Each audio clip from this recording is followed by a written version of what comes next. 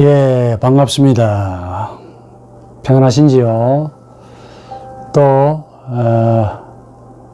이 문제, 에로스와 아가페 문제를 또 우리 깊이 있게 한번 묵상해 봅시다. 이론과 실제. 이론을 여러분이 잘 아셔야만이, 목회 현장 혹은 상담 과정, 우리 삶의 과정에서 이걸 어떻게 실천할 수 있을까를 고민할 수 있게 되고, 또 이런 과정에서 하나님 앞에서의 내 모습이 누구냐, 어떤 존재냐, 또 내가 가지고 있는 남을 향한 사랑이 어떤 사랑이냐를 파악하셔서 내가 얼마나 남을 사랑한다고 해도 그 사랑의 질과 내용이 죄악을 향하는 사랑일 수 있다라는 생각을 늘 각성해야 돼요. 강의의 목적이 바로 그런 겁니다. 그래서 아가페와 에로스의 문제를, 사랑의 문제지요. 이걸 집중적으로 여러분들에게 소개하면서 도움이 되기를 간절히 바랍니다. 우리 지난번에 학자들의 이야기를 조금 생각했는데, 린딩어와 몰트마 이야기 했죠. 그러니까 조금 정리해드리면은 이런 겁니다. 앞으로 이야기 계속, 학자들의 이야기는 좀 그만하겠지만은 조금 하다가 말게요. 보통 이 에로스와 아가페를 구분하지 않고 하나로 보려는 시각이 있고, 또 완벽하게 에로스와 아가페는 다르다, 완전히 불연속적인 관계로 보는 분들이 계세요. 반면에 이제 에로스와 아가페는 다르지만은 그래도 뭔가 관계할 수밖에 없다라는 이 관계성을 고민하는 분들이 계세요. 보통 이 세 종류가 있는데, 제가 판단할 때 전자는, 첫 번째는 너무 세속적이야. 어떻게 아가페가 에로스가 되느냐 라고 말하게 되면은 답을 참 현명하게 줄 수가 없죠. 그러다 보면은 에로스, 즉 아가페가 되면은 반드시 결과는 종교 다원주의로 갈 가능성이 굉장히 높아진다. 그리고 아가페의 무진장의 손상을 가져오게 된다. 나아가서 기독교의 정체성을 허물어뜨리는 그런 어떤 가르침이 된다. 그게 학문이든 신학이든. 반면에 오늘 여러분들에게 소개해드릴 분 대표자는 이런 겁니다. 에로스는 에로스고 아가페는 아가페다 라고 말하면서 완전히 여러분 그 기차에 두 노선 있잖아요. 예? 기차가 철로선을 따라가야 되는데 기차선이 두 개입니다. 두 개밖에 없잖아요. 하나는 상향선, 하나는 하향선. 한 기차 선로에 노선이 두 개밖에 없어요. 하나는 아가페라는 노선이고, 다른 하나는 에로스라는 노선밖에 없어요. 그러니까 이 두 기차 노선은 만약에 하나가 되어버리면 저쪽에서 오는 기차하고 이쪽으로 가는 기차하고 충돌하겠죠. 그 정도로 세게 소위 그 에로스와 아가페의 불연속을 주장하는 학자가 있는데 대표적인 겁니다. 대표적인 분이 계십니다. 굉장히 많이 노력했고 연구도 많이 했고, 아마 이분이 이 사랑에 관해서는 이 책은 약방의 감초 아니겠나 싶은데, 여러분들 소개해드리죠. 약방의 감초야. 제가 알고 있는 이 에로스 아가페를 연구하면서 이분의 책이 안 들어가는 데가 없더라고. 대가들의 참고 목록에는 전부 다 들어가 있고, 알고 봤더니 이분이 또 굉장한 학자였어요. 사실 제가 한국에 있을 때는 조금 몰랐는데, 독일에서 공부하면서 이 책을 딱 보고, 와, 이분 정말 이런 분도 계시네. 제 무죄함을 제가 느꼈다는 거 아닙니까? 공부를 해보니까 이분의 생각은 굉장히 아주 옳은 생각이 많아요. 칼 발트라는 유명한 대가도 이분을 굉장히 높이 평가합니다. 안데스 니그렌이라는 분인데, 안데스 니그렌. 근데 이분이 쓴 이제 에로스 운트 아가페입니다. 제목이 어때요? 나오죠? 제목이 에로스 운트 아가페, 즉 에로스와 아가페라는 책인데, 제가 아주 최근에 흥미롭게도 이 책을 번역해 놓은 책을 봤습니다. 그런데 번역해 놓은 책은 뭐라고 번역되냐면은 반대로 번역했어요. 아가페와 에로스라고 번역했어요. 책을 이 마음대로 이렇게 번역을 해도 되는가는 잘 모르겠습니다. 원래 원저 그대로 나오잖아요. 에로스 und 아가페잖아. 그럼 제목도 에로스와 아가페가 돼야 될 것 같은데 제목은 바뀐 걸로 알고 있어요. 뭐 여러분들 증거를 들이대라 할 말은 없는데, 예? 하여간 그래, 내가 언뜻 봤습니다. 이 책을 번역했다는 거에 대해서는 내가 감사하게 생각하는데,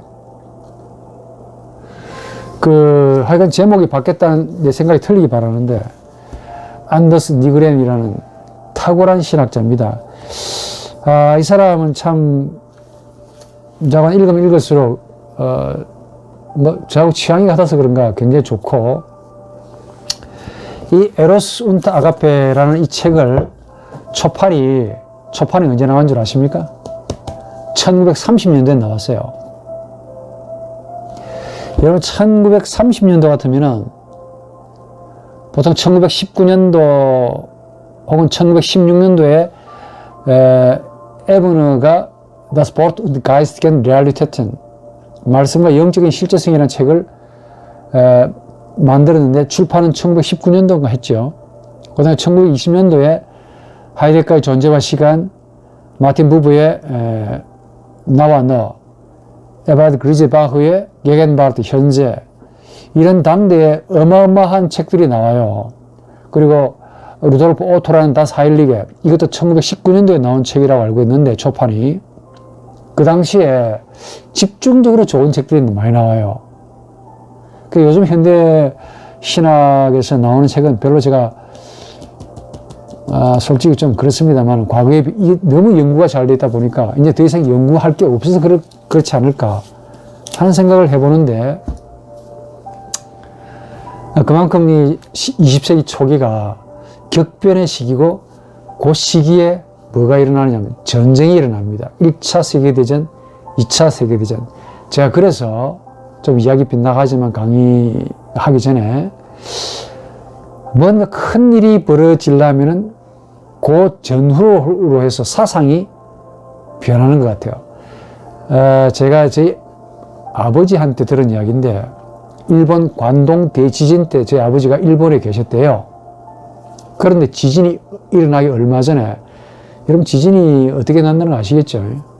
그런데 재미있게도 지진이 일어나기 바로 얼마 직전에 아버지가 직접 경험했던 이야기라고 저한테 아들한테 넘겨주신 증언이 있습니다. 쥐들이 전부 다 떼거리로, 쥐새끼 아니죠? 쥐들이 평소에는 그냥 음식물에 찌꺼기를 먹고 뭐 하던 놈들이 그날따라 불과 한 일주일 사이인가요? 그 사이에 쥐들이 전부 다 떼거리로 모여가지고 저 산으로 도망간답니다. 근데 아버지가 이걸 너무 이상하게 본 거야. 저거 왜 저러냐 했더니 조금 있다가 지진이 일어났다는 거야. 그래가지고 일본이 아주 와장창 아작 작살났죠. 그걸 관동 대지진이라고 제가 기억이 맞다면 그걸 알고 있는데, 거기에 저희 아버지가 생존했다는 거 아닙니까? 정말 끔찍했답니다. 그런데 이 말을 왜 하더랬냐, 딱 세계 전쟁 1차, 2차 이게 세계의 분기점을 이루는 전쟁이었거든요. 그 전쟁의 전과 후에 대단한 저서들이 나왔다는 거 아닙니까? 물론 이게 쥐라고 말할 수는 없겠죠. 그만큼 사상에 아마도 하나님께서 이 큰 대역사를 일으키기 전에 우리 인간에게 뭔가를 영감으로 텔레파시로 뭔가를 주셨던 것 같아. 그게 반짝반짝 엄청난 그 지식들, 총명함과 아이디어가 막 쏟아져 나온 거야. 전부 그 시기에 나왔습니다. 그리고 전쟁이 탁 난 거야. 그래가지고 완전히 세계는 근대에서 현대로 넘어가는 완전한 분기점이 일어났는데, 제 이 느낌으로도 지금 바이러스가 바로 그런 분기점을 이루고 있지 않냐. 지금 바이러스 죽은 숫자만 해도 지금 몇백만입니다. 어마어마하게 죽었어요. 몇백만 아니지, 몇천만이지. 걸린 사람만 해도 수억 명이 걸려있고, 아마 이 시점과, 그러니까 바이러스 시점, 바이러스 이후의 그 시점으로 인해서 큰 변화가 일어날 거다라는 생각을 합니다. 남은 인생에 참 멋있게 사시기 바랍니다. 우리의 인생이 70, 80 강건해도 신속하게 날아간다는 그 모세의 말, 하루하루를 참 의미있게 보람있게 어떻게 살 것인가만 고민하지 마시고 어떻게 죽을 것인가가 바로 어떻게 살 것인가에 대한 해답이라고 그랬죠. 질문해 보시기 바랍니다. 그런 차원에서 이런 강의도 여러분들에게 어떻게 죽을 것인가를 고민하는 여러분들을 위한 하나의 재언이라고 할까요? 그렇게 이해하시면 좋지 않을까 생각을 해봅니다. 그만큼 이 책이 참 소중한 책입니다. 이 니그렌이라는 사람이 이 내용도 책이 또 되게 빵빵해요. 이게 627페이지가 된다는 거 아닙니까? 줄을 쳐가면서 읽었던데 욕 좀 많이 봤습니다. 정통 독일인이 아닌 것 같아요. 이런 책을 읽으면서도 또 이 책이 워낙 좋은 책이다 보니까 그 요셉 피퍼라는 분도 대가입니다. 이 대가가 이 책에서 이분의 책을 요약 정리를 해주고 있다는 거 아닙니까? 자, 그래서 이 책 두 권을 동시에 겸비해가지고 여러분들에게 소개해 드립니다. 이 책은 워낙 방대한 양이고 여러분들이 내용도 활자도 글자도 요만해요. 조그마한 글자에 630페이지 넘는 게 쫙 나오는데 사랑에 대해서 완전히 파버린 것 같아요. 너무 복잡하다 보니까 이 요셉 피퍼라는 대가도 이분의 생각을 요약해서 정리해가지고 우리 독자들에게 도움을 주고 있다는 거 아닙니까? 그러니까 이분의 도움으로 이 책을 지금 제가 한때 공부하고 또 여러분들에게 소개해 드립니다. 중요한 포인트만 이야기해 드리면은 이 니그렌, 안더슨 니그렌, 이분 딱 이렇게 말합니다. 제가 이해하는 바, 아가페란 우리 기독교만의 고유한 원래 개념이다. 이겁니다. 마음에 싹 들더라고. 한마디가 아가페란 딴소리 하지 마라. 우리 기독교의 가장 근본적인 동기다. 이거 없으면 기독교 아니다. 라고 말하는 거야. 첫 방이 대단하잖아요. 그래서 딱 길이 보이지 않습니까? 앞에 있는 잡학도사들과 백화점, 전시장, 마트의 사상적 배경을 깔고 있는 다른 분들과 다르잖아. 이분은 일목요연하게 다르다 이게야. 아가페는 아가페다. 이게 바로 우리 기독교의 근본적인 동기다. 그리고 더 나아가서 절대적인 사랑. 무슨 말이냐? 절대적으로 오로지 자기가 없는 사랑이다. 라고 말합니다. 젤스 로제 리베. 요 말이 참 제가 아주 의미 있습니다. 자기가 없는 사랑. 이래요.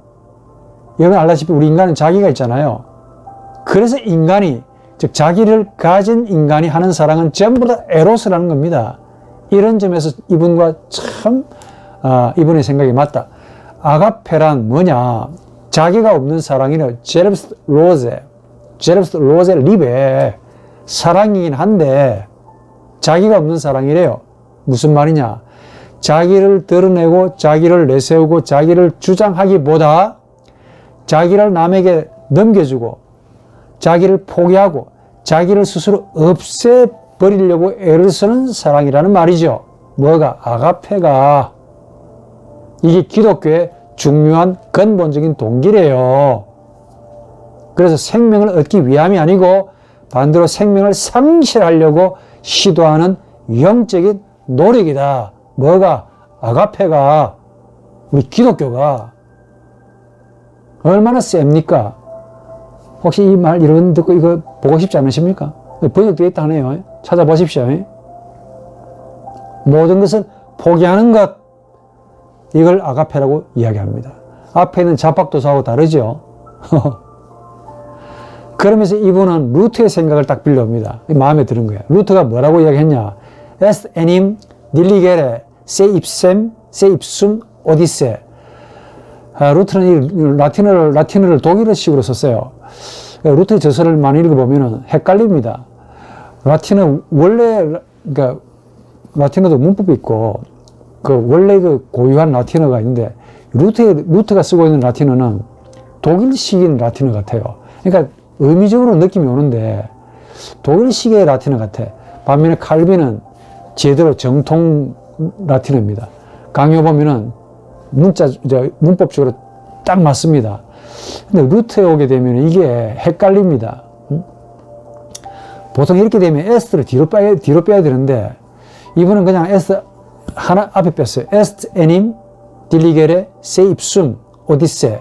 무슨 말이냐? 에스트 있다 이 말이죠. 에님 즉 딜리게레 사랑하는 것, 세 입숨 자기 자신을 사랑하는 것. 그러니까 자기 자신을 사랑하는 것은 오디세 세 입숨이 또 빠지세요. 루트는 줄장 생략을 많이 합니다. 그 문법적으로 맞는 말입니다. 그러니까 정확하게 말하면 에스트 에님 즉 세 입숨 자기 자신을 딜리게레, 이 딜리게레 딜렉티오라는 말인데 딜리게레 이 사랑한다는 말입니다. 이것도 에로스입니다.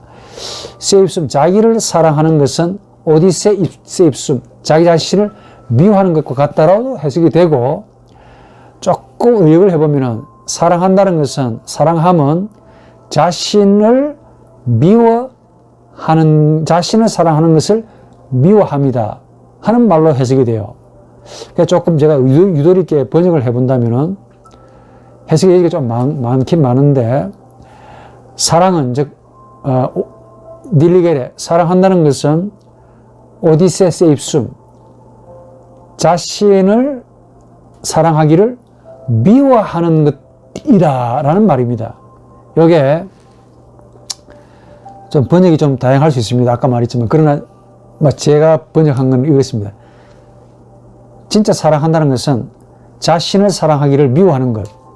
요게 사랑이래요. 요게 아가페입니다. 요게 루트의 생각이야. 요걸 다 끄집어 들여가지고 자기를 포기하는 것. 니그레니. 이걸 아가페라고 규정했다는 겁니다. 본격적인 재미있는 이야기가 나옵니다. 그러면서 아가페는 니그렌에 따르면은 자기 행복 추구론적인 행위와 반대가 된다 이게야. 즉 행복이나 보답을 향한 요구 혹은 전제 혹은 동기가 아니다. 그 말은 기독교의 사랑은 동기가 없다 그 말이죠. 무동기야. 조건도 없다. 무조건적이야. 그리고 인격적이고 자발적이라 헌신적이라 그 말. 하고 싶어 한다는 그 말입니다. 이게 우리 기독교의 제대로 정수를 알고 있는 분의 이야기 같아요. 무동기적이다. 그러면서 본인이 좋아서 하는 자발성이다. 스폰타네이테트. 무동기적이래요. 그러면서 자발적이래. 즉 동기를 가진다는 것은 이 니그렌에 의하면은 의존하려는 심리에서 나온 다 이 말이에요. 사실 맞는 말이죠. 동기를 저분에게서 뭔가 저분을 사랑한다. 예전에 말을 좀 비하해서 그런데 우리 젊은 분들이 하는 사랑 가운데 이런 게 좀 있습니다. 우리 한국 여성들이라고 굳이 단언하기는 어려운데 남성들도 그렇고 배우자가 자기가 좋아하는 사람과 결혼하면 되지. 자기가 좋아하는 사람과 사랑하면 되는 건데 그건 제 생각인데 그냥 사랑하면 될 텐데 마음은 있는데 저분에게 마음에 안 드는 게 있대요. 뭐가 마음에 안 드느냐 하니 저분이 차가 없다는 거야. 이런 된장 해서 미안하고 아니 마음이 가면 사랑하면 되지 않냐. 좋아하면 네 마음이 간다며 했더니 차가 없대요. 그럼 차가 왜 없어야 되냐 있어야 되냐 하니까 불편하대.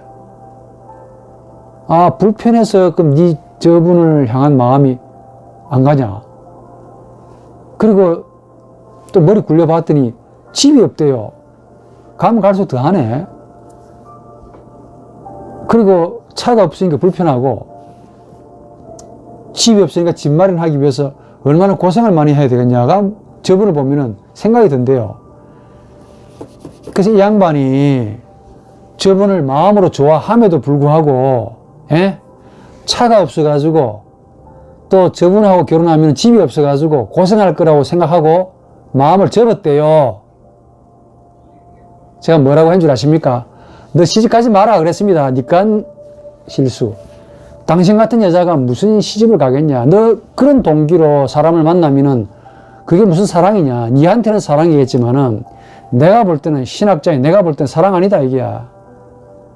그야말로 철저한 자기 사랑이고 니 에고이즘이다. 공부 좀 해라 그랬습니다. 어떻게 네 마음이 가는 대로 가면 될 텐데, 네 마음속에 하나님의 형성이 있다고 그랬어요, 내가. 그 하나님의 형상, 하나님의 요구대로 가면 될 텐데, 너 그 머리 좋지도 않은 머리 굴려가지고 뭐 차가 없어서 불편해? 그럼 저 양반이 네 마음 들기 위해서 돈을 대출해가지고 차를 사야 되겠네. 그럼 빚쟁이가 될 텐데, 너는 빚쟁이인지 모르고 결혼할 거 아니냐. 그럼 저런 사람에게 네가 더 힘들게 살겠네. 그 생각 못 해보았냐고 물었어요. 내가 볼 때 너무 이상한 거야. 또 집이 없으면은 지금 현대 집 사기 위해서 얼마나 고생 많이 야, 그런데 그랬죠. 너 아이 낳으면 힘들겠네. 아이 낳으면 너 어떻게 이런 마음으로 아이 놓겠냐. 당신 같은 사람은 저 사람을 상대할 만한, 사랑할 만한, 이건 네 사랑이 아니니까 그냥 접어라. 잘 접었다 그랬어요. 근데 이분의 생각을 내가 좀 짚어보면서 이분이 가지는 생각이 정말 우리 한국의 모든 젊은이들을 대표하는 생각이라면은 참 낙심되지요. 예? 참 좋은 분들 그래도 많습니다. 예? 강의가 좀 딱딱하니까 뭐 이런 이야기도 해볼 수 있겠죠. 우리 집 사람이 28살에 만났습니다. 내 가지고 있는 전 재산이 250만 원 밖에 없어. 200만 원은 전세금이고 50만 원 밖에 없었어요, 현찰로. 우리 집 사람은 돈이 집이 좀 있었고, 결혼하자 그랬습니다. 했더니, 무섭지다. 뭐 해가지고 나를 먹이 살릴래요? 나 가진 거 없어. 재산 얼마입니까? 250만 원. 했더니, 우리 집 사람이 그게 충격을 먹고, 결혼합시다 그랬어요. 그 말에 충격을 먹었대요. 왜 결혼했냐라고 물어봤더니, 당신이 250만 원 가지고 있다는 사실에 충격 먹고, 전율이 왔답니다. 그래서 결혼했대요. 그 이후부터 삶이 참 고단한 삶이죠. 전세방. 그 다음에 부산에 가면은 저 산 등성이에 있는 그 집에 속된 말로 요즘 젊은 사람들 절대로 고생 못할 찬물에 겨울에 꽤 가난하게 살면서 지금까지 우리가 이렇게 살아왔다는 거 아닙니까?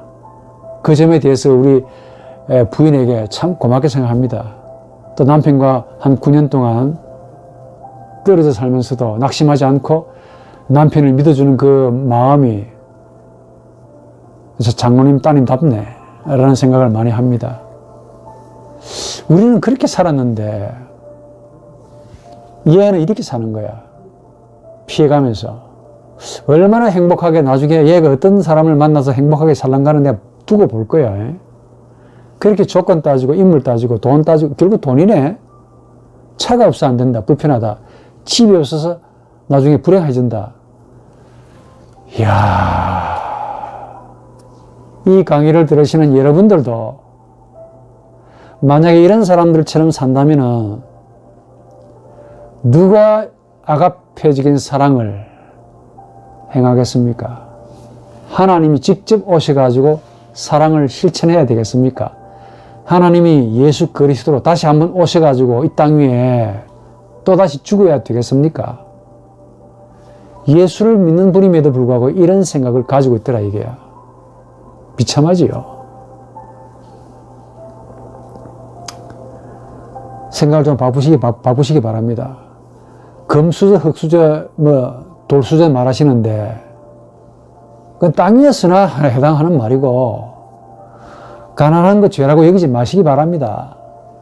그리고 가난함은 돈이 많고 적음이 있는 것이 아니라 내가 얼마나 벌고 내가 얼마나 쓰는가에 달려 있습니다. 돈을 적게 벌더라도 자족하는 마음으로 돈을 조금 남기면 그만큼 부유한 사람이야. 1억을 벌어도 한 달에 1억 2천을 쓰게 되면 2천만 원은 가난한 자입니다. 빚을 지고 사는 게 부유합니까? 빚을 내가지고 외제차 벤츠나 그런 포르쉐나 타고 다니면서 눈을 돌리고 그렇게 사는 것이 부자냐고. 허세고 위선이지요. 그래서 이런 강의가 필요합니다. 자기를 포기하고 자기를 부정하고 생명을 얻기 위함이 아니고 생명을 상실하려고 시도하는 게 우리 기독교 정신이야. 그런데 교회 와서 이걸 배우면서 생각은 딴 데 가 있는 거야. 차가 없어 결혼 못하겠다. 집이 없네. 가난해서 저 사람과 살면 불행해진다. 예, 부디 잘 살아보시기 바랍니다. 그러니까 그분들 수천 명이 있어도 한국 사회는 변하지 않겠죠. 딱 이런 사람 한 사람만 있어도 한국 사회는 조금 변합니다. 한 번 더 루트의 말이 의미 있습니다. 사랑은 나를 사랑하기를 미워하는 것. 말이 정말 명언이지 않습니까? 여기 나를 사랑하는 것을 미워한다. 나를 사랑함이 뭔지 아십니까? 제가 해석을 좀 주석을 좀 달다 보면 우리 인간의 의식의 밑바닥에는 주인이 되고 싶은 욕망, 그 밑바닥에는 리비도가 있는데 전부 다 살고 싶은 욕망이야. 전부 다 돈과 권력과 남을 지배하고 남을 명령하고 남을 내 마음대로 종으로 부려먹으려고 하는 그런 욕구, 그런 생명력으로 왕성한 이 악을 사랑하는 것과 똑같다 그 말이야. 자신을 사랑한다는 것은. 그래서 이런 정도를 알면은 자신을 사랑하는 것을 미워하는 것, 자기 포기가 얼마나 숭고하고 멋있는 가르침인지 모릅니다. 물론 자기 포기가 마음먹은 대로 안 돼요. 그럼에도 예수를 믿는다는 것은 예수가 그렇게 살아오셨기 때문에 내가 나를 사랑하는 것을 미워하자 라고 스스로 결심하고 결단하고 주님과 함께 주님과 더불어 그리고 주님이 가셨던 그 길로 걸어가 보려고 노력은 해야 될 거 아니겠습니까?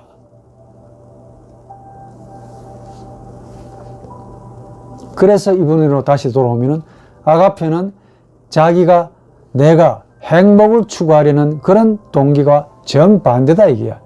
행복이나 보답이나 조건이나 욕망이나 돈이나 권세나 재물, 금수저 라는 이런 동기가 아니래요. 동기를 가진다는 것은 말이 동기를 가지는 것이지 사실은 그분에게 의존하려는 것과 똑같다 그 말이야. 본인의 힘으로 서야지 어째 남을 의존해가지고 남을 통해서 자신의 욕구를 충족시키려고 하냐. 이거 죄악 아닙니까?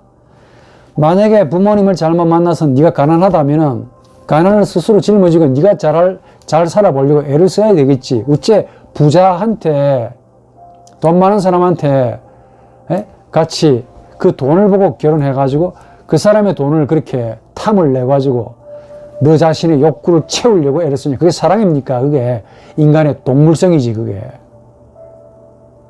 그런 점에 있어서 좀 이런 강의를 좀 들으시기 바랍니다. 길을 좀 열고 동기를 가진다는 것은 곧 의존하려는 마음이래요. 신앙은 의존이 아닙니다. 다음에 이야기해 드릴게요. 아포리즘에 제가 동영상 띄울게요. 신앙도 의존하는 거라고 가르쳐요. 그럼 신은 인간보다 전능하잖아요. 그래서 인간이 신을 의존하는 거라고 또 그렇게 가르치네. 독일의 감정신학자 프리드리히 슐라이르마흐는 뭐라고 말하는 줄 아십니까? 우리 인간에게 무조건적인 절대 의존의 감정이 있대요. 이런 신은 감정의 원천이고 우리 인간은 감정의 부분인데 무슨 감정? 절대 의존의 감정이 있대요. 신에게 절대 의존한다는 거야. 그걸 신앙이라고 불렀던 거야. 그럴까요? 신앙은 의존하는 것이 아닙니다. 신앙은 반응하는 거야. 그런데 신앙을 의존이라고 가르치고 배우다 보니까 이 기독교인이면서도 나에게 없는 것을 저분이 가지고 있네. 내가 돈이 필요한데 저분이 돈 많네. 그래가지고 마음에도 없는 사랑을 하면서 이걸 조금 더 비약하는 꽃뱀이 되죠. 요즘 또 젊은 분들, 남자들도 그래요. 제가 들은 이야기인데, 돈 많은 여성을 또 선호한다는 거네. 나이 많고, 돈 많은 여성을 선호한대요. 엄마 같은 여자를 좋아한대요. 마마보이인가요, 그게? 동기를 가진다, 이 말은, 돈이라는 동기를 가진다는 그 말은 본인이 돈에 대해서 의존하고 싶다라는 그런 심리에서 나온 거야. 사랑은 동기가 없어야 돼. 적어도 아가페는 알고 하시기 바랍니다.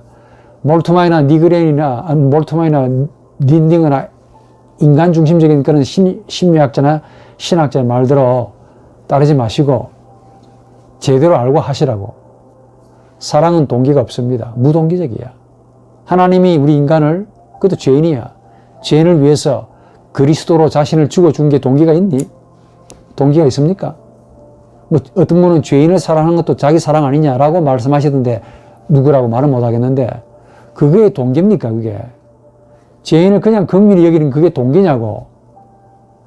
동기와 조건도 구분 못해요. 무동기와 동기를 구분도 못해요. 그건 동기가 아니지. 이 자발적으로 하되 동기가 없는 사랑, 이게 바로 아가페라는 거예요. 무동기면서 자발적인 사랑. 내가 좋아서 하되 동기가 없는 거야. 이런 사랑이 우리 인간에게서 나오겠습니까? 안 나오죠.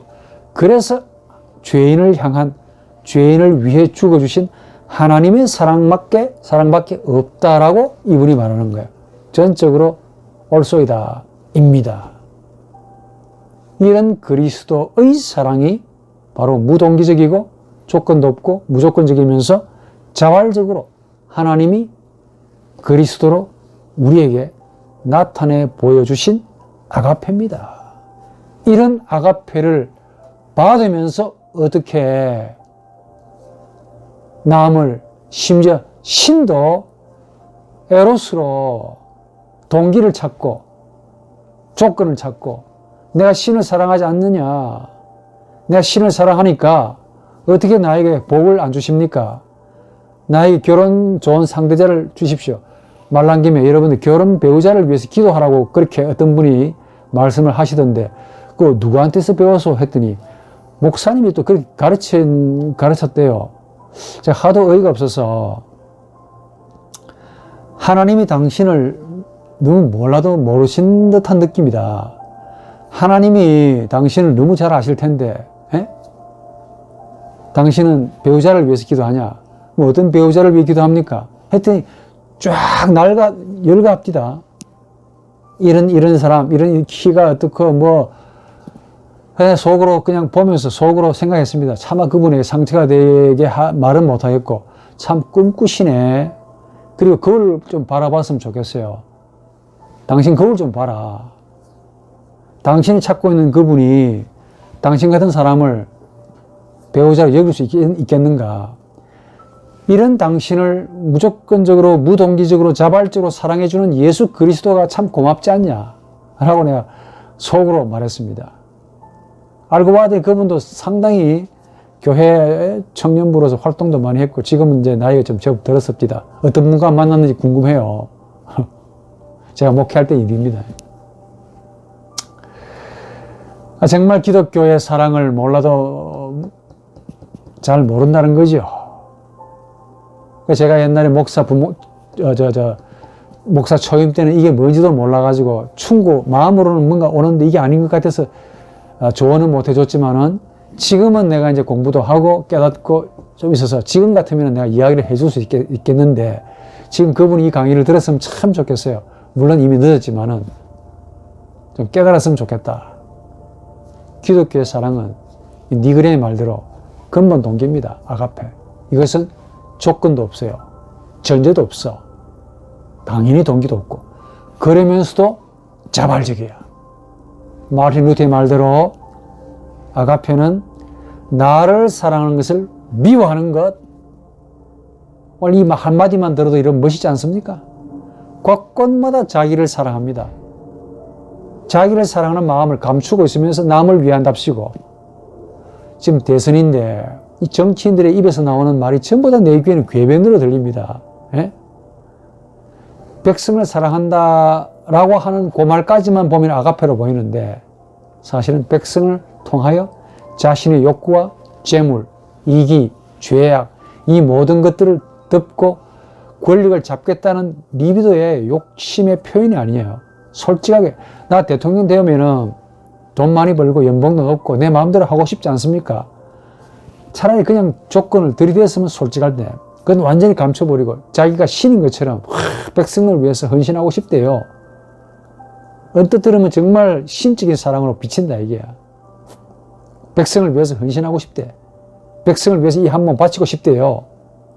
바치는데 연봉이 나오잖아. 1억 5천 9명의 비서를 둘 수 있고 나중에 권력자가 되면 지 마음대로 청와대는 뭐가 있는지 모르겠으나 어마어마한 권력과 부를 누리죠. 그런데도 백성을 위해서 헌신하겠다고 말을 그렇게 쉽게 합니까? 예? 그렇게 쉽게 할 수 있냐고. 그 내면은 본인 스스로 더 잘할 텐데, 과거에 무슨 죄를 지었건, 예? 그 형벌을 벗어날 수 있고, 또 권력자가 되면은 얼마나 많은 혼자 독식할 수 있는 그런 우리 한국의 자리지 않습니까? 그런데 간판은, 포장은, 껍데기는 백성을 위합니다. 잘 살게 해드리겠습니다. 한두 번 속아 봤겠습니까? 부디 강의를 들으시고 에로스와 아가페를 구분하시기 바랍니다. 에로스는 에로스가, 아가페는 아가페야. 오늘 두 가지를 배웠습니다. 하나는 아가페는 동기가 없다. 두 번째는 자발적이다. 이 두 가지만 깨달아도 루트의 말, 사랑한다는 것은 나를 사랑하는 것을 미워하는 것. 이 무슨 말인가는 깨달을 겁니다. 곳곳마다 자기 사랑이 넘쳐나는 이 악한 세대에 내가 나를 사랑하는 것이 얼마나 죄악인가를 처절하게 느끼고 그 사랑을 포기하려고 애를 쓰는 것. 적어도 나를 사랑하는 것을 미워하는 것 정도를 단초로 해서 한 발짝 한 발짝 걸어가는 것이 바로 예수를 믿는 것이고 예수를 닮아가는 삶이라고 믿고 싶습니다. 이런 삶을 적어도 살아가라고 우리 머리가 아닌 마음이 말하고 있을 텐데, 이런 마음으로 살아가 보려고 애를 쓰시는 저나 여러분들이 되기를 바랍니다.